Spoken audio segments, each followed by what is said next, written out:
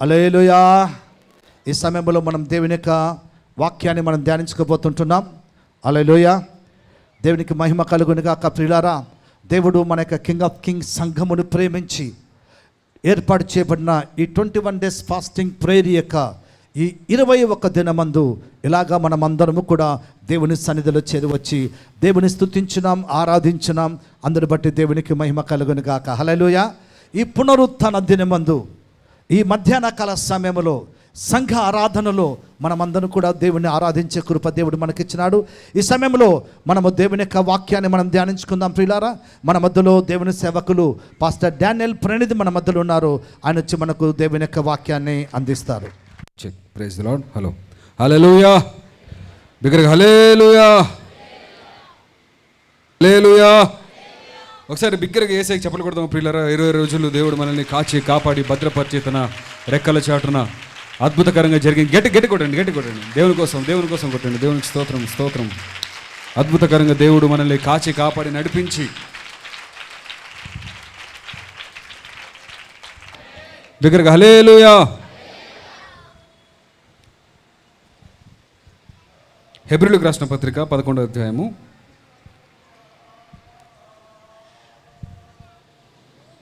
హెబ్రీయులకు రాసిన పత్రిక 11వ అధ్యాయము. నేను కొంతసేపే వాక్యం చెప్తాను, జాగ్రత్తగా వినాలి. తర్వాత నేను మీకోసం ప్రార్థన చేస్తాను.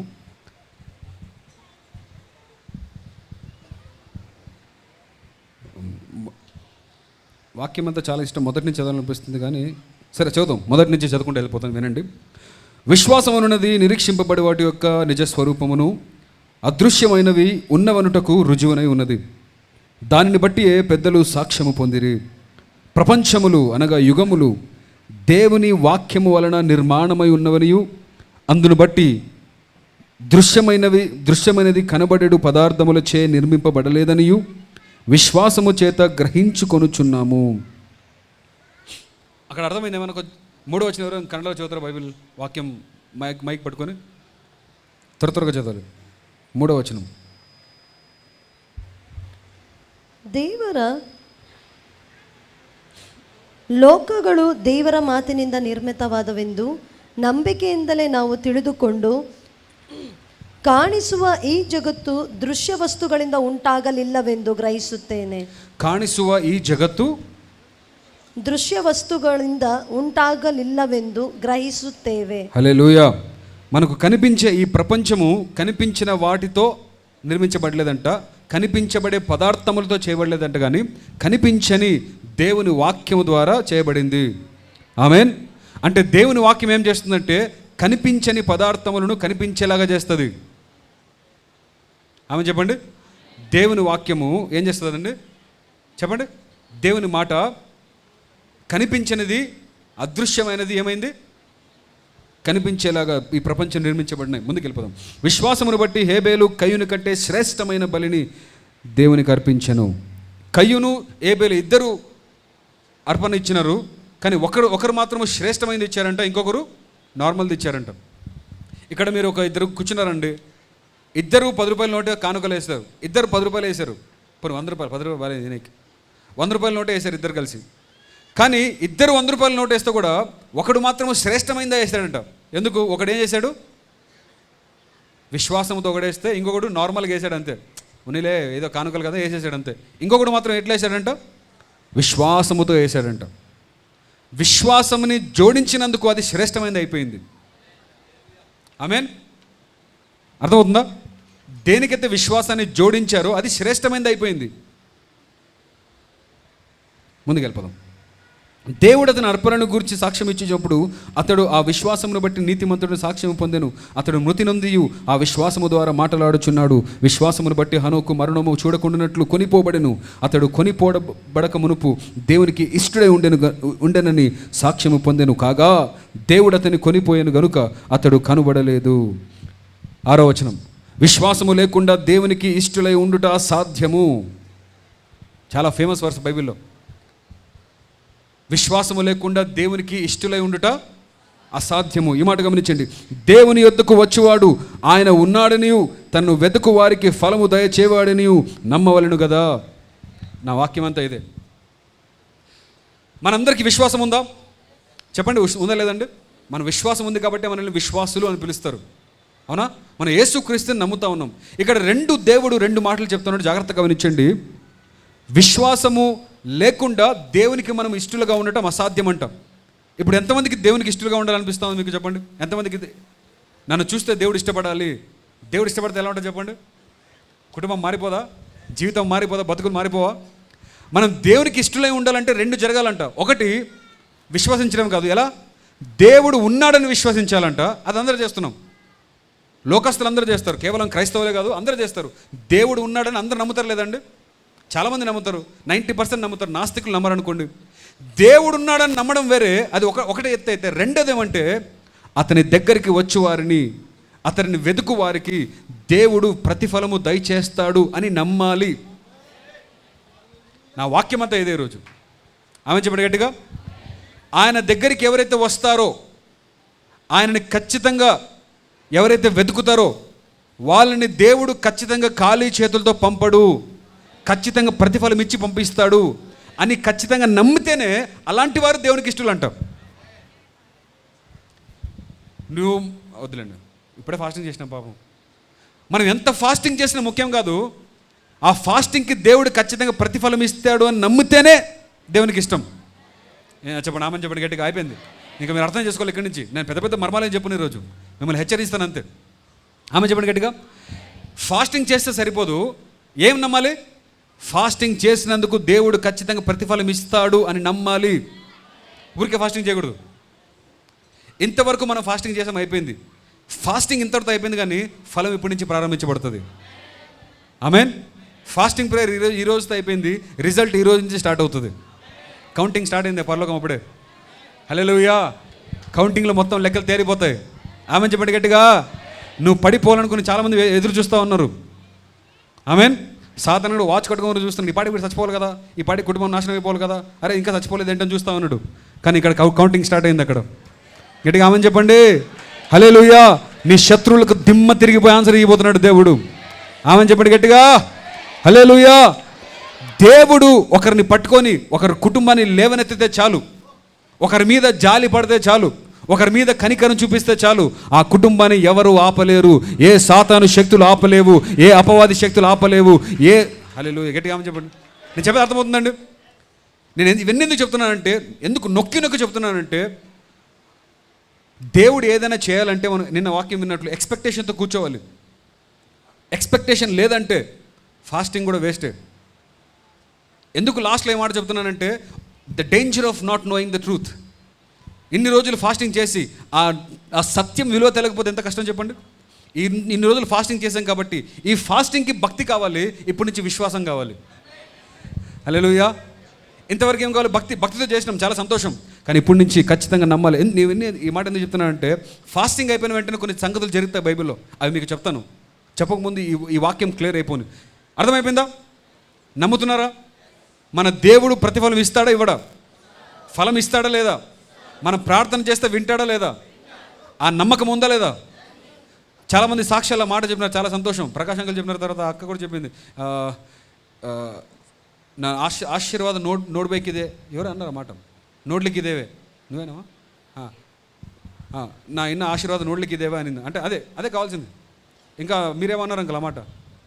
స్టార్ట్ కాబోతుందేమో అన్నారు, చేయబోతున్నాడు. ఓకే. నా బాధంతో ఒకటే, ఆ మాట పట్టుకుని కూర్చోండి అంతే. దేవుడు ఏదో కార్యం స్టార్ట్ చేయబోతున్నాడు, దేవుడు ఏదో స్టార్ట్ చేయబోతున్నాడు. నేను చేసిన ప్రార్థన వ్యర్థం కాదు, నేను చేసిన ఉపవాసం వ్యర్థం కాదు. హల్లెలూయా. చాలామంది ఎందుకు సైలెంట్గా ఉన్నారంటే, మరి నేను ఉపవాసం చేయలేదు కదా ఎట్లా అన్నట్టు కూర్చున్నారు. అవునా? చాలామంది అట్లే ఉన్నారు. సరే, ఇక్కడ ఉపవాసం అని లేదు. అక్కడ హెబ్రీ పత్రికలో అక్కడ ఏముంది? విశ్వాసం అని ఉంది. పోనీ అదన ఉందా? పోనీ అదన చెప్పండి, ఏమని చెప్పండి.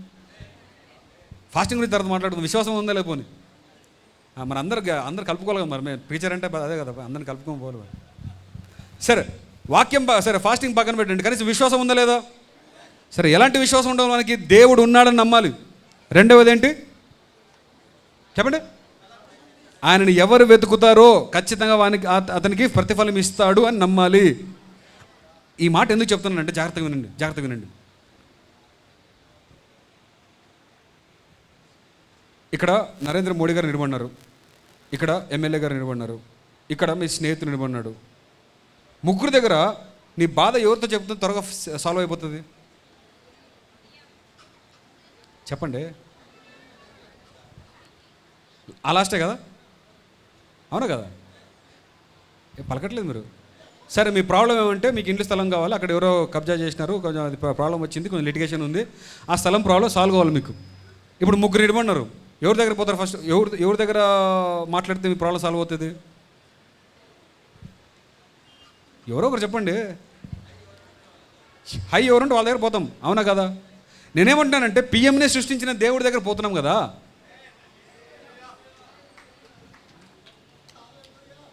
హల్లెలూయా. ఎవరి దగ్గర పోతున్నాము? రాజు అనే మట్టిని సృష్టించిన దేవుని దగ్గర పోతున్నాం కదా. నాకు అర్థం కాల. ఎవడోడు మహారాజైనా ఎంత రాజైనా ఎవరైనా అంత మట్టిని సృష్టించిన దేవుని దగ్గరికి పోతున్నాం కదా. ఆ దేవుని దగ్గర పోతున్నాం, మన ఎక్స్పెక్టేషన్ ఎట్లుండాలి చెప్పండి? హల్లెలూయా. మన ఫ్రెండ్ని అడిగితే నామోషి అంటే వీని దగ్గర ఉందా లేదా, వాని స్థాయిని బట్టి మనం సహాయం అడుగుతాం, అవునా కదండి? ఇప్పుడు నాకు 1,00,000 రూపాయలు సహాయం కావాలంటే వానికి ఉండేది ఉద్యోగం 20,000, మన దగ్గర పడుతున్నాను నేను అనగలేను కదా. కానీ దేవుని దగ్గర పోయినప్పుడు జాలి పడకూడదు దేవుని మీద. ప్రభు మరి నీ దగ్గర ఉంటే పర్లేదు, ఏమనుకోవద్దు, నెక్స్ట్ టైం చూసుకుందాం, లేకపోతే పర్లేదు ఈ సంవత్సరం నీకు తక్కువ ఉండొచ్చేమో, నెక్స్ట్ టైం చూసుకుందాం దేవుని దగ్గర జాలి చూపకూడదు. ఎట్లా పోవాలి చెప్పండి? ప్రపంచములో ప్రార్థన చేస్తే వినగలిగిన దేవుడు ఈ జనముకు తప్ప మరి ఏ జనముకు ఉన్నారు? అర్థం కాలేదు మీకు అర్థం కాలేదు కదా? ప్రార్థన చేస్తే వినే దేవుడు ఈ జనముకు ఉన్నట్టు ఇంకా ఏ జనముకు ఉన్నాడు ప్రపంచంలో?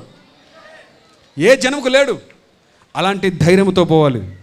మనం ప్రార్థన చేస్తున్న దేవుడు సర్వశక్తిమంతుడు. ఆయన నిన్న నేడు నిరంతరం ఏకరీతిగా ఉన్న దేవుడు. ఆయన సృష్టికర్త అయిన దేవుడు. ఆయనకు అసాధ్యమనేది ఏది లేదు. గట్టిగా ఆమని చెప్పండి. హల్లెలూయా. ఇలాంటి ఎక్స్పెక్టేషన్తో పోతే నా బాధ అంతా ఏమంటే, నీ మెసేజ్ అయిపోయేలోపు, ఈరోజు ఇంటికి పోయేలోపు, ఇంటికి పోయినా కూడా మన ఆలోచనలో కూడా ఒకటే ఉండాలి, ఖచ్చితంగా దేవుడు ఏదో ఒకటి చేస్తాడు. చేసిన ప్రార్థన వ్యర్థం కాదు. ఎందుకంటున్నానంటే నువ్వు ఇంటికి బయలుదేరినప్పుడు స్టార్ట్ అవుతుంది. ఏంటది? శోధన స్టార్ట్ అవుతుంది. The attack is on your faith. Fasting అయిపోయినాక చాలామందిని బైబిల్లో మోషేకి ఫాస్టింగ్ అయిపోయిన తర్వాత ఏమొచ్చింది? రెవల్యూషన్ వచ్చింది. అంటే దేవుని వాక్యం ఒక ప్రత్యక్షత వచ్చింది, 10 ఆజ్ఞలు రాసేసాడు. దానియేలుకి ఫాస్టింగ్ తర్వాత ఏమొచ్చింది? దేవుని దూత వచ్చి చెప్పండి, విజిటేషన్ ఫ్రమ్ హెవెన్ వచ్చి, దానియేలు నువ్వు 21 రోజులు ఫాస్టింగ్ చేసినావు కదా, నువ్వు 21 రోజులు ఫాస్టింగ్ చేస్తున్నప్పుడు ఫస్ట్ రోజుకే నీ క్వశ్చన్కి ఆన్సర్ వచ్చేసింది అని ఎవరంటారు? చదివినారు లేదండి బైబిల్ మీరు? దేవదూత అంటాడు కదా, వచ్చేమంటాడు, దానియేలు ఇప్పుడు కాదు, నువ్వు ఫాస్టింగ్ ప్రేయర్ జూలై 1 స్టార్ట్ చేసినావు కదా, ఆ రోజు చర్చిలో కూర్చున్నారు కదా, స్టార్ట్ చేసినావు కదా, ఆ రోజే ఆన్సర్ పరలోకం నుంచి రిలీజ్ అయిపోయింది. అదే ఆమె అనట్లేదు మీరు, అదే నా బాధ. ఆమె అనండి గట్టిగా. ఎప్పుడు స్టార్ట్ అయిపోయింది? అప్పుడే దేవుడు ఇచ్చేశాడు. కానీ 21 days ఎందుకు పట్టిందంటే యుద్ధం జరుగుతోంది ఆకాశంలో. గట్టిగా ఆమె చెప్పండి. హల్లెలూయా. మోషేకేమో రెవల్యూషన్ వచ్చింది, దానియేలుకేమో విజిటేషన్ వచ్చింది, ఏలియాకేమొచ్చింది? మళ్ళీ దేవదూత వచ్చి భోజనం పెట్టింది, అవునా కదా? భోజనం వడ్డించి ఆ శక్తితో 40 రోజులు పరిగెత్తుకు వెళ్ళిపోయేది అన్నమాట. తర్వాత యేసుక్రీస్తు ఫాస్టింగ్ అయిపోయాక ఏమొచ్చింది? టెంప్టేషన్ వచ్చింది. Revolution, visitation, temptation. యేసుక్రీస్తు దగ్గరికి ఏమొచ్చింది? టెంప్టేషన్ వచ్చింది. యేసుక్రీస్తు టెంప్టేషన్ ఎలా జయించాడు? వాక్యం ద్వారా. హల్లెలూయా. నేనేం చెప్తున్నానంటే ఒక్కొక్కరికి ఒక్కొక్క ట్రీట్మెంట్ ఉంటుందండి. ఫాస్టింగ్ అయిపోయిన తర్వాత ఒక్కొక్కరికి ఒక్కొక్క ట్రీట్మెంట్ ఉంటుంది. అందుకే మనం ఎట్లుండాలా? వాక్యంతో రెడీగా ఉండాలి. గట్టిగా ఏమని చెప్పండి? వాక్యంతో రెడీగా ఉండాలి. అందుకే వాక్యం చెప్తున్నాను. ఏమంటున్నానంటే సాతాను ఈ ఫాస్టింగ్ అయిపోతేనే నీ అవిశ్వాసం మీద కొడతాడు, నీ విశ్వాసం మీద కొడతాడు. ఎంత ఫాస్టింగ్ చేసినా, ఇది ఫస్ట్ టైం చేస్తున్నావా? లేదు కదా. లాస్ట్ ఇయర్ కూడా చేసినావు, ఏమైనా వచ్చిందా? లేదు. మళ్ళీ ఈసారి ఎందుకు పెద్దగా కొత్తగా ఎక్స్పెక్ట్ చేస్తున్నావు అని స్టార్ట్ చేస్తాడు సాతాను గడు. డిసప్పాయింట్ చేయడానికి స్టార్ట్ చేస్తాడు, డిస్కరేజ్ చేయడానికి స్టార్ట్ చేస్తాడు. కానీ నువ్వేం చెప్పాలి? ఈరోజు కొత్త వాక్యం నేర్చుకున్నాను, ఏం చెప్పాలి నువ్వు? అతని దగ్గరికి వచ్చేవాడు ఖచ్చితంగా ప్రతిఫలం ఇస్తాడని నమ్మి తీరాలి. హల్లెలూయా. నా దేవుడు ప్రతిఫలం ఇచ్చే దేవుడు, నా ప్రార్థన వినే దేవుడు, ప్రార్థన విని ఊరుకునే దేవుడు కాదు. ఆయన ఖచ్చితంగా ఆకాశ తూములు విప్పే దేవుడే ఉన్నాడు. గట్టిగా ఆమెను చెప్పండి. హల్లెలూయా. విననేరక ఉండినట్లు ఆయన చెవులు మందము కాలేదు. ఏం మాట అండి అది? విననేరక ఉండినట్లు ఆయన చెవులు మందం కాలేదండి. ఆయన చెవులు ఇంకా షార్ప్గా ఉన్నాయి. హల్లెలూయా. ఒక చిన్న పిల్లడు కింద పడిపోయి అరిస్తే వాళ్ళ తల్లి ఎక్కడున్నా కూడా పరిగెత్తే వచ్చేస్తుంది, తెలిసిపోతుంది ఆ కేక. అవునా కదా? అలాంటిది నువ్వు 21 రోజులు కేకలు పడితే నీ తండ్రికి తెలీదా?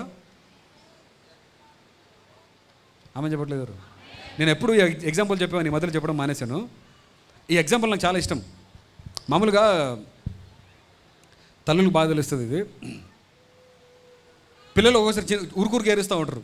అవునా కదా? ఈమె తల్లి వంట చేస్తూ ఉంటుంది, పిల్లడు ఊరికి ఏడుస్తాడు అనుకో. ఫస్ట్ టైం ఏడిస్తే పట్టించుకోదు, రెండోసారి ఏడిస్తే పట్టించుకోదు, మూడోసారి ఏడిస్తే పట్టించుకోదు, కొన్ని ఏడుపులు పట్టించుకోదు. అవునా కదా? ఉన్నీలే ఫస్ట్ వంట చేసేయాలనుకుంటుంది. కానీ ఒక్క ఏడుపు ఉంది. బై మిస్టేక్ చిన్నపిల్లోడు కింద పడిపోయి అరిసినాడు అనుకో, ఆ ఏడుపుకి ఏం పని చేస్తున్నా సరే, ఆ శరీరం కాలిపోతున్నా సరే అన్ని పక్కన పెట్టి వచ్చి ఆ పిల్లని ఎత్తుకొని ప్రారంభిస్తుంది. పిల్లరా, నేనేం చెప్పడం ప్రయత్నం చేస్తున్నా అంటే, ఒక ఏడుపు ఉంది. ఆ ఏడుపు క్రైస్తవుడు పెట్టినాడంటే ఆకాశం నుంచి దేవుడి సింహాసనం నుంచి లేచి, ఇదిగో నా కుమారుడు ఏడుస్తున్నాను వచ్చి ఖచ్చితంగా వచ్చేస్తాడు. గట్టిగా ఆమెను చెప్పండి. హల్లెలూయా. ఇది మామూలు ఏడుపు కాదు, ఇది అది అంగలార్పు. ఆమేన్. ఏదో పోగొట్టుకొని పోయినామని ఏడుపు. ప్రభువా నువ్వు తప్ప ఎవడు చేయలేడన్న ఏడుపు. గట్టిగా ఆమె చెప్పట్లేదు. ప్రభువా నా కుటుంబాన్ని నువ్వే పైకి తీసుకురావాలన్న ఏడుపు. అయ్యా ఈ అవమానం నుంచి నువ్వే బయటకు తీసుకురావాలన్న ఏడుపు. ప్రభువా ఎవరు ప్రభువా నాకు సహాయం చేయట్లేదు ప్రభువా, ఇది మాకు మించిన సహాయం ప్రభువా, మా శక్తికి మించిన పని ప్రభువా అని ఆ ఏడుపు ఉంది చూసారా? మామూలుగా ఏడిస్తే మామూలుగా ప్రభువా అట్లా ఏడుపులు కాదు, గుండెలు చీల్చుకొని బాదుకొని ఏడుస్తూ ఉంటారు చూసారా? అలాంటప్పుడు తండ్రి ఊరుకోలేడండి పైన. ఆమె చెప్పండి. ఈ కొన్ని ఏడుపులు ఉంటాయి కదా, అది ఆపలేవు. అలాంటి ఏడుపు, అలాంటి రోదన మనము 21 days దేవుని సన్నిధిలో చేసాం. మన దేవుడు చూడ్డా? చెప్పండి చెప్పండి. ప్రతిఫలం ఇస్తాడా లేదా? ఈరోజు నా మెసేజ్ ఏంటంటే, దేవుడు ఖచ్చితంగా ప్రతిఫలం ఇస్తాడు అని ఖచ్చితంగా మనం నమ్మి తీరాలండి. ఖచ్చితంగా నమ్మి తీరాలి. హల్లెలూయా. సరే, నేను కొన్ని మాటలు చెప్పి నేను ముగించేస్తాను. చాలాసార్లు ఫాస్టింగ్ అన్న వెంటనే, ఫాస్టింగ్ దేనికి సూచన అంటే, చాలా మట్టుకు ఫాస్టింగ్ దేనికి సూచన అంటే యుద్ధానికి సూచన. ఆత్మీయ స్థాయిలో అది యుద్ధానికి సూచన. మామూలు ప్రార్థనలే, కానీ ఫాస్టింగ్ ప్రేయర్ అనేది ఒక యుద్ధంతో సమానం. 21 days fasting prayer, 7 days fasting prayer, 40 days fasting prayer, ఇవన్నీ కూడా ఇవి ప్రార్థనలు కాదు. ఇదేంటిది? యుద్ధం అనండి. ఇది యుద్ధం. వీఆర్ వారింగ్ విత్ హెవెన్లీ శక్తులు, అథారిటీస్. ఆమేన్. జాగ్రత్తగా వినించండి. ఈ ఫాస్టింగ్ అయిపోయిన తర్వాత, ఈ ఫాస్టింగ్ యుద్ధమే అయితే ఖచ్చితంగా విజయం రావాలి కదా? ఆమేన్. విజయం రావాలి లేదా? సో చాలామంది రెస్పాండ్ కావట్లేదు. ఎందుకు కావట్లేదు అంటే, మీ లోపల సాతాను కూడా మిమ్మల్ని ఆపేస్తూ ఉన్నాడు. నువ్వు చేసిన ప్రార్థన నాకు తెలియదేటి, 10 నిమిషాలు చేసినావు 10 అన్నావు అంతే. అవునా? సాతాను మిమ్మల్ని మోసపరుస్తున్నాడా? నువ్వు మనసారా చేయలేదు కదా, మిమ్మల్ని సాతాను మోసపరుస్తున్నాడా? ఈరోజు ఒక్క మాట దయచేసి వినండి. సాతాను పెడుతున్న ప్రతి డౌట్ని పక్కన పెట్టండి. నువ్వు ఒక్క క్షణం దేవుని సన్నిధిలో నిలబడి ఆయన కన్నీటితో ప్రార్థన చేస్తే ఆ ప్రార్థన చెల్లుతుంది ఖచ్చితంగా. గట్టిగా ఆమెనండి. అంటే ఆ మనసులో ఆలోచన పక్కన పెట్టండి. దేవుని మాటల్ని ఏమంటారు, నిస్సందేహంగా తీసుకోండి. సరే, ముందుకు వెళ్ళిపోతున్నాం. ఈ ఫాస్టింగ్ అనేది ఏం చేస్తుందంటే మనకు ఒక స్పిరిచువల్ స్ట్రెంత్ని ఇస్తుంది. స్పిరిచువల్ స్ట్రెంత్ అంటే ఆత్మీయ బలాన్ని ఇస్తుంది. ఏలియాకి బలం ఇచ్చినట్టు ఆత్మీయ బలాన్ని ఇస్తుంది. రెండవది ఏమంటే రెవల్యూషన్ అన్నాను కదా, దేవుని వాక్యంలో ఒక ప్రకటన ఇస్తుంది. మూడవది ఏంటంటే శోధనని జయించడానికి యేసుక్రీస్తు శోధన జయించాడు కదా, ఆ ఫాస్టింగ్ తర్వాత అలాంటి శక్తిని ఇస్తుంది.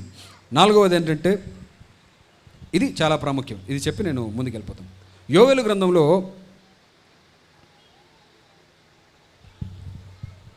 నేను 3 విషయాలు చెప్పాను కదా మీకు. మోషే ఫాస్టింగ్ చేసిన తర్వాత ఏమవుతుంది, దానియేలు ఫాస్టింగ్ చేసిన తర్వాత ఏమైంది, యేసుక్రీస్తు ఫాస్టింగ్. ఒకసారి యోవేలు గ్రంథంకి వెళ్తాం. 12వ వచనం, 2వ అధ్యాయం 12వ వచనం చూడండి. ఇప్పుడైనాను మీరు ఉపవాసం ఉండి కన్నీరు విడుచుచు దుఃఖించుచు మనఃపూర్వకంగా తిరిగి నా యొద్దకు రండి. ఇదే యెహోవా వాక్కు.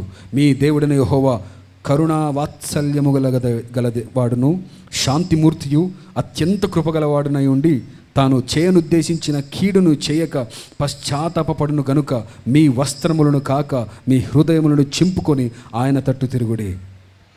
ఒకవేళ ఆయన మనస్సు త్రిప్పుకొని పశ్చాత్తాపపడి మీ దేవుడైన యెహోవాకు తగిన నైవేద్యమును పానార్పణను మీకు దీవెనగా అనుగ్రహించును. అనుగ్రహింపడని ఎవడు చెప్పగలడు? అర్థమైందా? ఈ మాట అర్థం కలగదు మీకు? అదే రెస్పాండ్, అందుకే మీరు రెస్పాండ్ కాదు. ఇక్కడ ఈ భక్తుడు ఏమంటున్నాడంటే, ఇప్పుడైనా ఫాస్టింగ్ చేయండి. అందరూ వినాలి, ఇప్పుడైనా ఫాస్టింగ్ చేయండి. అంటే ఇన్ని రోజులు మీరు భయంకరమైన జీవితంలో జీవించారు, కానీ ఇప్పుడైనా ఫాస్టింగ్ చేయండి. ఫాస్టింగ్ చేసిన తర్వాత కనీసం దేవుడు మీ మీదికి తీసుకురావాలనుకున్న శాపం అది వద్దనుకుంటాడేమో, పశ్చాత్తాపడతాడేమో, వాపస్ తీసుకుంటాడేమో, నీ మీద ఉన్న కోపాన్ని మార్చుకొని జాలి పడతాడేమో. ఒకసారి ట్రై చేయండి. అయినా కూడా దేవుడు మనసు తిప్పుకోవడానికి ఎవరు చెప్పగలడు అసలు అని అంటున్నాడండి. అర్థమైందా? ఆ వాక్యం అర్థమైందా? లేదు. దేవుడు జాలి పడతాడేమో, ట్రై చేయండి అని చెప్తూ ఏమంటున్నాడంటే, దేవుడు జాలి పడడు అని ఎవడు చెప్పగలడు? హల్లెలూయా. అంటే ఎవరు కూడా దేవుని డైరెక్ట్ చేయలేరు. ప్రభువా వాడు చాలా పాపి, వాని మీద మాత్రం జాలి పడద్దు అని ఎవడు చెప్పగలడు దేవునికి? ఎవరైనా దేవుడికి ఆజ్ఞ ఇవ్వగలడా? దేవుడు తన మనస్సు ఒకసారి తిప్పుకున్నట్టు అయిపోయింది. ముందుకు వెళ్ళిపోతుంది చూడండి.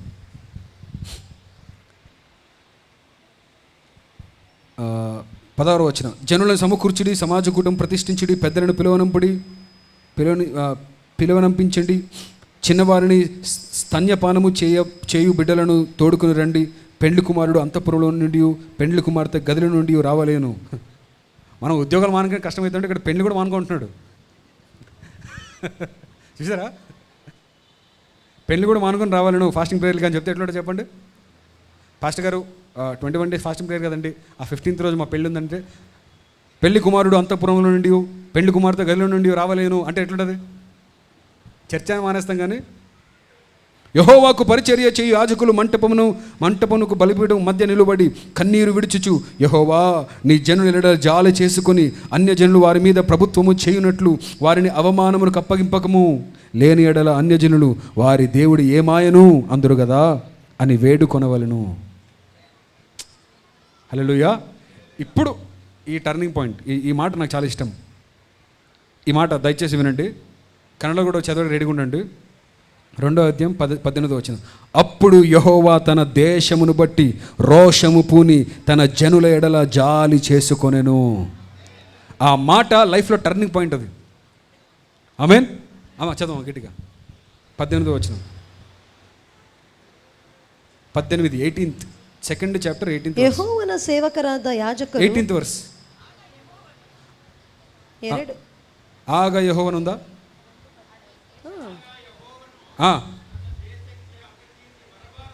అది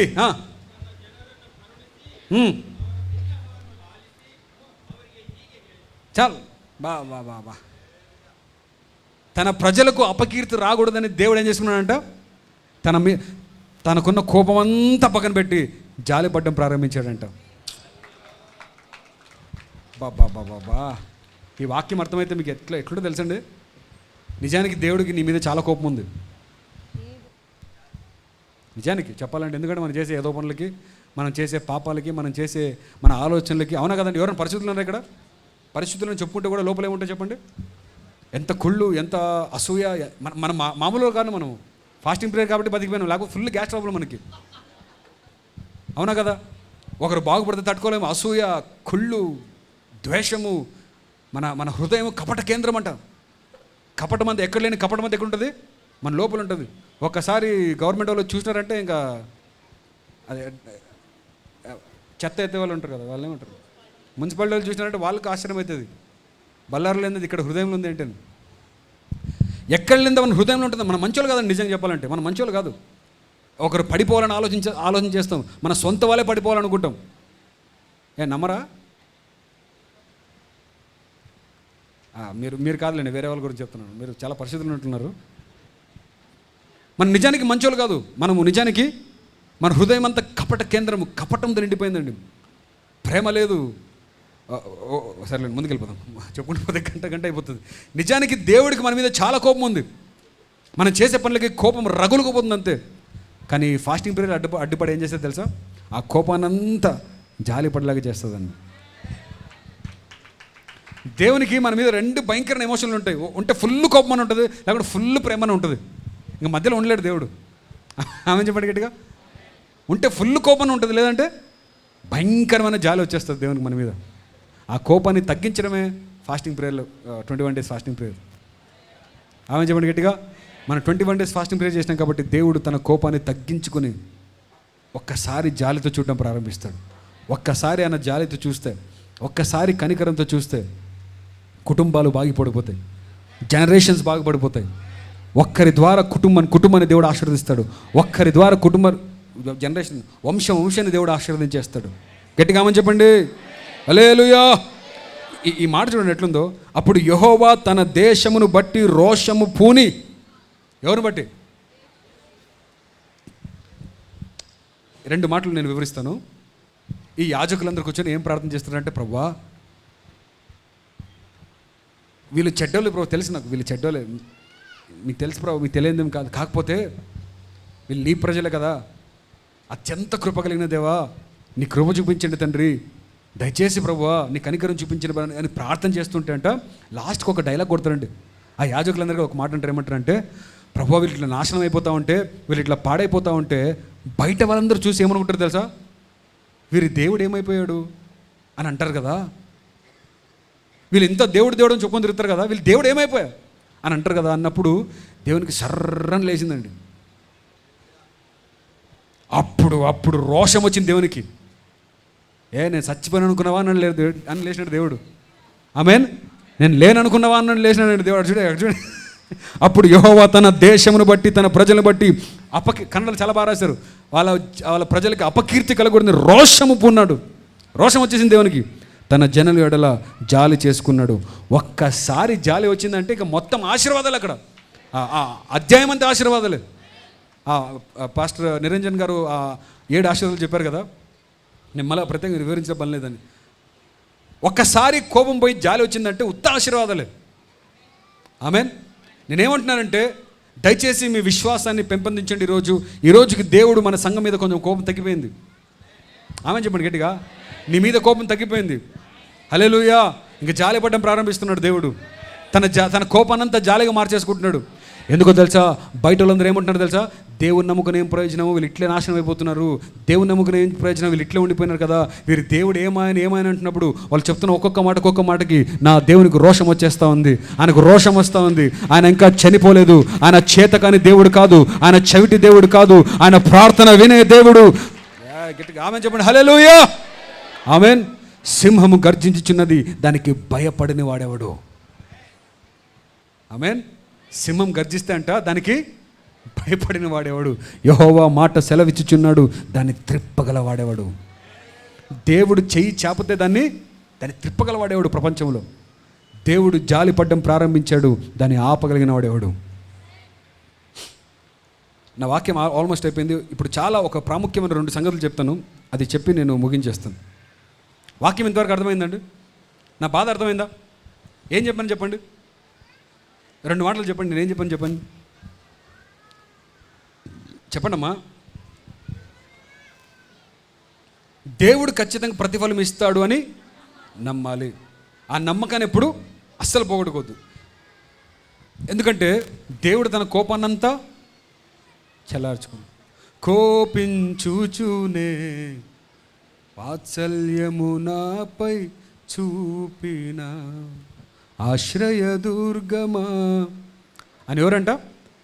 కోపిస్తూనే వాత్సల్య చూపించే దేవుడు. ఆమేన్. ఆయన కనికరపూర్ణుడు. ఆయన తన జాలిని చూపిస్తూ ఉన్నాడు. ఈరోజు జాగ్రత్త గమనించండి.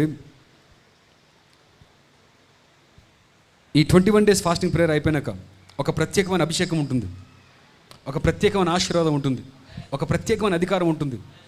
మనం మాట్లాడే ప్రతి మాటకు అధికారం ఉంటుంది. ఆమె అనట్లేదు మీరు, మనం మాట్లాడే మాటకు అధికారం ఉంటుంది.